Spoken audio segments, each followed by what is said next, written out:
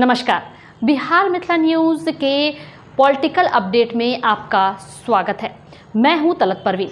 बिहार की राजनीति महागठबंधन की एकता के बाद अब नई दिशा की ओर बढ़ने लगी है और इसी के तहत जनता दल यूनाइटेड से राजद में शामिल हुए मोहम्मद अली अशरफ फातमी आज अपने मधुबनी क्षेत्र में जनता के बीच रोड शो करने वाले हैं। इसी की तैयारी को लेकर कार्यकर्ता नेता के द्वारा इसकी तैयारी की जा रही है। आज बिठौली में 12 बजे मोहम्मद अली अशरफ फातमी पहुंचेंगे।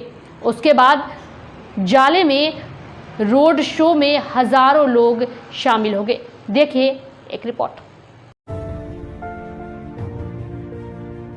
बिहार में कांग्रेस और राजद के गठबंधन शुक्रवार को कॉन्फ्रेंस के बाद फाइनल हो गई, जिसमें 26 सीटों पर राष्ट्रीय जनता दल, 9 सीट पर कांग्रेस, 3 सीट पर सीपीआईएम और एक सीट की सीपीआई और सीपीएम को दी गई है। इस तरह महागठबंधन के संयुक्त साझा कार्यक्रम भी तय कर दिया गया है। लेकिन पूर्णिया में पप्पू यादव मुद्दे पर अभी भी दोनों पार्टियां कार्यकर्ता और जनता के बीच खाई सामने नजर आने लगी है और एनडीए के सामने महागठबंधन किस जाति, कौन सा चेहरा को उम्मीदवार उतारने और चुनाव जिताने के पूरे रणनीति पर काम कर रही है। आपको बता दें कि भाजपा, जदयू, रामविलास पासवान और हम पार्टी के एक होने से वोट प्रतिशत को किस तरह से आगे बढ़ाया जाए, इसकी रणनीति पर भी एनडीए विचार कर रही है और चुनावी कार्यक्रम करने का भी ऐलान कर चुकी है।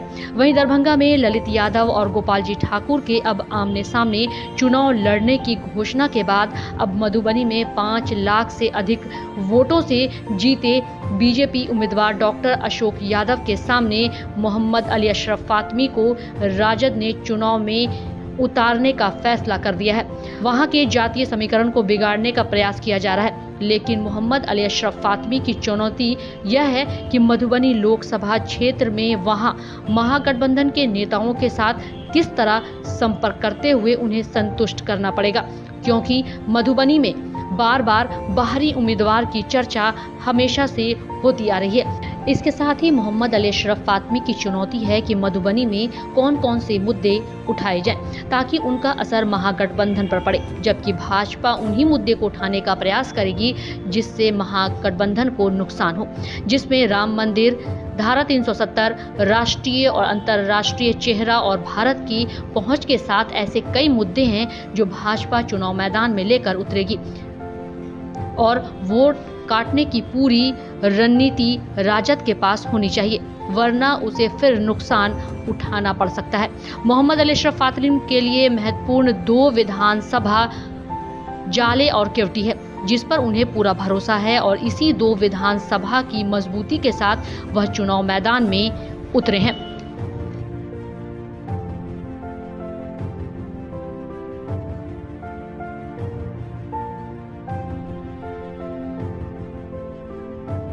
आपको बता दें कि मोहम्मद अली अशरफ फातमी की एक और बड़ी चुनौती है। मधुबनी लोकसभा में मुस्लिम और यादव उम्मीदवार आमने सामने हैं, इसलिए यादवों का एक बड़ा वोट बैंक बीजेपी के साथ पूर्व से ही चला आ रहा है। ऐसे में भाजपा प्रत्याशी अशोक यादव वोट बैंक में सेंध लगाना बहुत बड़ी चुनौती होगी। इसी के तहत मधुबनी में बड़ा सवाल उठ रहा है कि क्या यहाँ MY समीकरण का खेल बिगड़ जाएगा।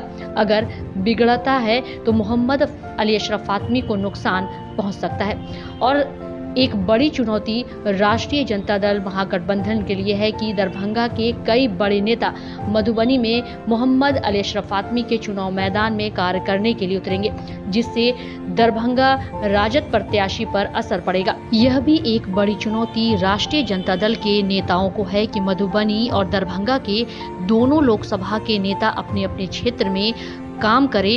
तो सूत्र बताते हैं कि अगर दरभंगा के नेता मधुबनी में बागडोर संभालेंगे तो इससे मधुबनी के नेताओं पर असर पड़ेगा और वह चुनाव से अगर अपने आप को अलग कर लेते हैं तो इसका बड़ा नुकसान पहुंच सकता है।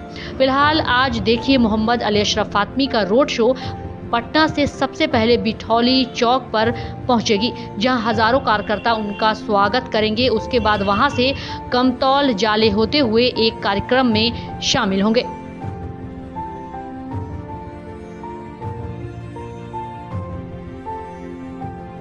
अंत में अगर समीक्षा करें तो मोहम्मद अली अशरफ फातमी का रोड शो आज यह तय करेगा कि मधुबनी के महागठबंधन की जनता और कार्यकर्ता के साथ नेता कितने महत्वपूर्ण भूमिका निभाकर रोड शो को सफल करते हैं। इस पर नजर एनडीए गठबंधन की भी रहेगी। Bureau report, Bihar Mithila news.